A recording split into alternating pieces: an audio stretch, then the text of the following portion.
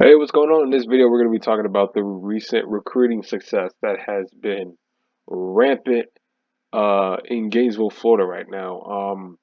I did a video talking about Austin Simmons reclassifying from 2025 to 2023 to flipping his commitment from Florida to Ole Miss.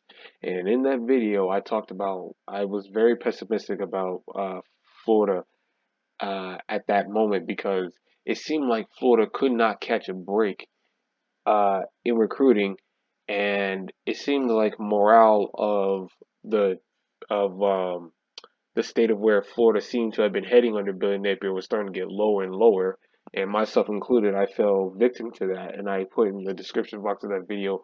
Florida Gators are the laughing stock of the SEC.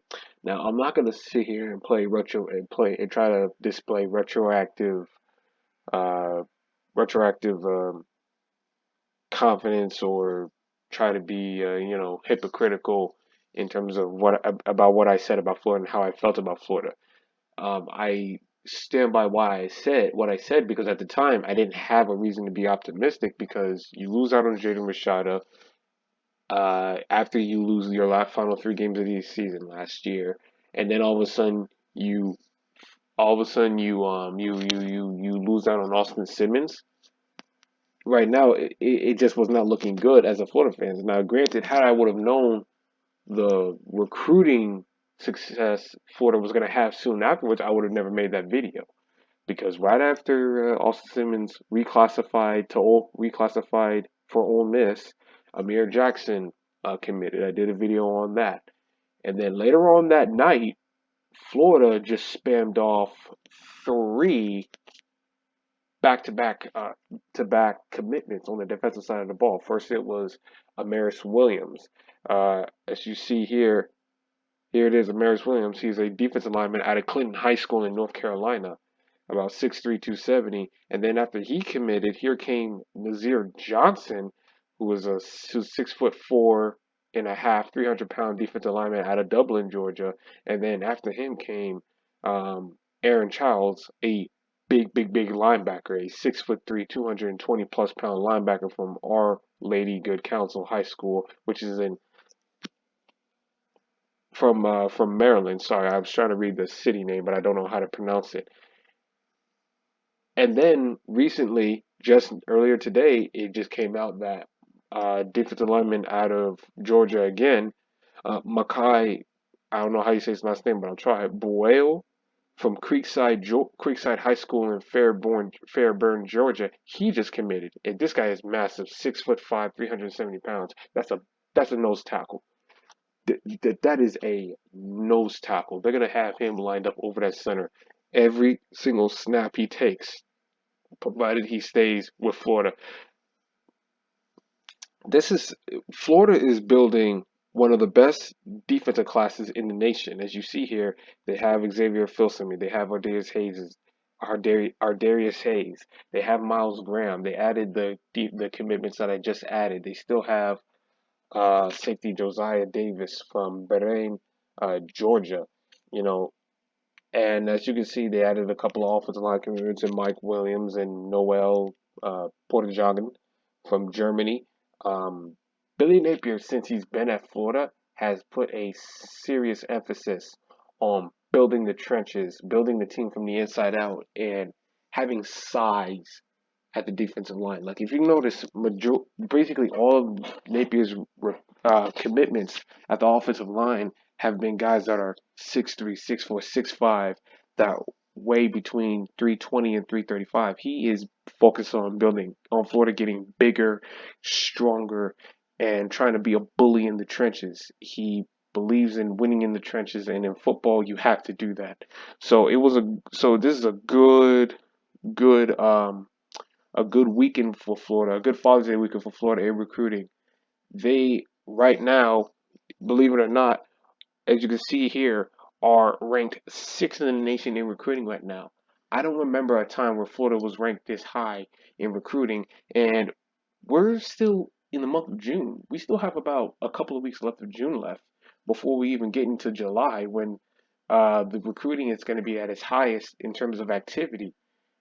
And early signing day isn't until December. So Florida has plenty of time to build up their class and build up hopefully one of the best recruiting classes that Florida has had probably since the Will Muschamp era. Um, as much as Florida fans may not remember the Will Muschamp era favorably, the one thing they can't say was that he was a bad recruiter. He was a good recruiter. He just couldn't put up offensive staff together. He was a very good recruiter. They had very good recruiting classes under Florida. That's why Jim McElwain was able to win two SEC East titles in his first 2 years there with McElwain's players.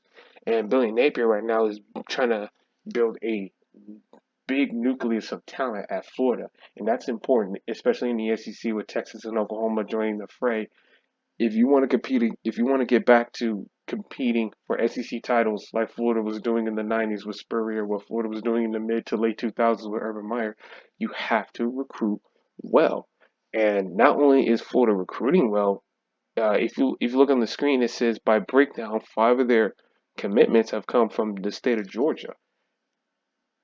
To not only the 5 best states for high school talents in America by far, in any particular order that you want, is Florida, Georgia, Louisiana, California, and Texas. And you're already in the state of Florida, and you got Georgia right above you geographically. So you have to attack that state, to attack the state of Georgia in recruiting, and make sure you keep your in-state talent in state. And right now, Napier is doing a very good job of that. Last year I thought the Gators had their 2 best positions of their recruiting class last year was the secondary and the defensive line. Well, right now you're you're bolstering uh, that defensive line class by adding Maris Nazir and Makai Boro as well. And not only are you bolstering it in terms of depth and talent, but you're getting much bigger in size. And that's very, very, very important for you to have a very good football team. You have to win in the trenches. You have to dominate the line of scrimmage on both sides of the football.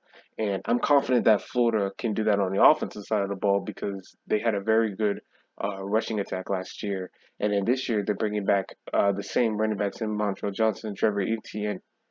And they're adding to the running back. They added to the running back position as well with Trail Webb and Karen Carroll. So the running back group is the depth is deeper than what it was last year. And I think Florida will be good at the offensive line position as well. They have a good offensive line coach, and I think the Gators will have success in terms of pounding the football and having a physical running attack then. And I think their defensive line play will be better than last year because not only do they have more depth this year, but they're also a lot physically bigger.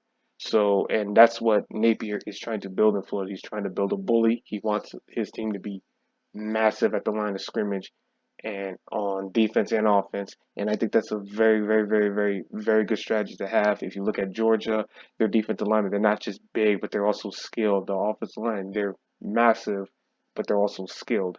And they bully teams at the line of scrimmage, which is uh, why they can win games at the rate that they do, and not just win but dominate. And right now, that's what Florida has to do. And in recruiting, if you want to beat Georgia, you have to recruit at their level, and you have to compete with them for their top players. The Makai Borel defensive lineman that just committed to Florida, Georgia was going after him, and Alabama was going after him too. So if you got Nick Saban and Kirby Smart racing for trying to get you to their team, then there's something.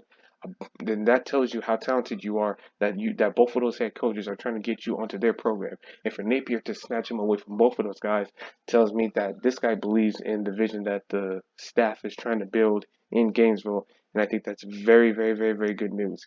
And the best part about this, in my opinion, is that Florida's not done. From what I hear, they're trying to flip a wide receiver commit from Florida State. Jordan Ross, who's an elite edge rusher, he has Florida in his top three. Jamonte Waller has Florida in his top three. Florida's, from what I've been hearing, is in very good standings with an offensive lineman named Marcus Maskell, and then another defensive line and other defensive linemen such as uh, DeAndre Robinson. I'm sorry, I couldn't remember his name. DeAndre Robinson and there's a defensive back named Zane Mincy from mainland Florida. Florida appears to be in good standings with him. I'm just very, very, very excited for what Billy Napier is doing in the recruiting, and I have been trying to tell Florida fans for over a year now. Billy Napier's recruiting is head and shoulders above Dan Mullen. And people keep saying, well, if you look at the team rankings, Billy Napier's recruiting is on the same level with Dan Mullen. Maybe in terms of rankings, but if you look at the quality of players that they're bringing in and the quality of players that they're bringing in and the way that he's been keeping in Florida recruits at home inside the state and getting talent from IMG Academy when Florida before Napier could never get IMG players, it shows you that Napier has a vision and a vision for what he wants the program to be. And under Dan Mullen, I said it before, it never really seemed like Dan Mullen truly had a vision for what he wanted from Florida. He did a respectable job in handling, like in terms of like game planning and game day responsibilities of being a head coach. But in terms of building a program, Dan Mullen didn't really seem like he was really invested in that. He was just caring the more about the responsibilities of a head coach in terms of scheming, game planning, and preparing for game day rather than other things outside of that. And I think this is a very good job what Billy Napier is doing right now in recruiting. I'm excited to see where Florida's class is going to end up towards the end of the summer. And the thing about summer commitments is that I know people say, "Well, wait until they sign. Wait until they sign." 90% of summer commitments typically hold through early signing day. So yeah, you may have a player here and there lose, but if you have, let's just say, 25 commitments after the summer is over, heading into the regular season, there's a good chance 22 of those players will stay. Maybe you lose a few, but more often than not, your class will be intact, and that's not accounting for the players that you could add to the mix as well. So there's plenty of time for the recruiting class to get better. There's plenty of time for Billy Napier and the staff to put together a recruiting class that can help bring Florida back to what they were under Meyer and under Spurrier as being one of the elite programs in the nation. And in order to do that, you have to recruit at a very high level. Kirby Smart has done it. Georgia has been an NFL pipeline at the draft for the last two seasons. That's where Florida needs to be at if they want to compete for national championships. And I'm very confident in the staff's ability to recruit. They've shown it over and over and over again. And it seems like every single time, the morale of the fan base in terms of their viewing of how Florida recruiting is every time it's at its lowest, the staff strings together 3, 4, 5 commitments that just absolutely just completely skyrockets the energy and the optimism for the Gator fan base. And I can't wait to see what they do towards the end of the year. I think this recruiting class has the possibility of being in the top 5.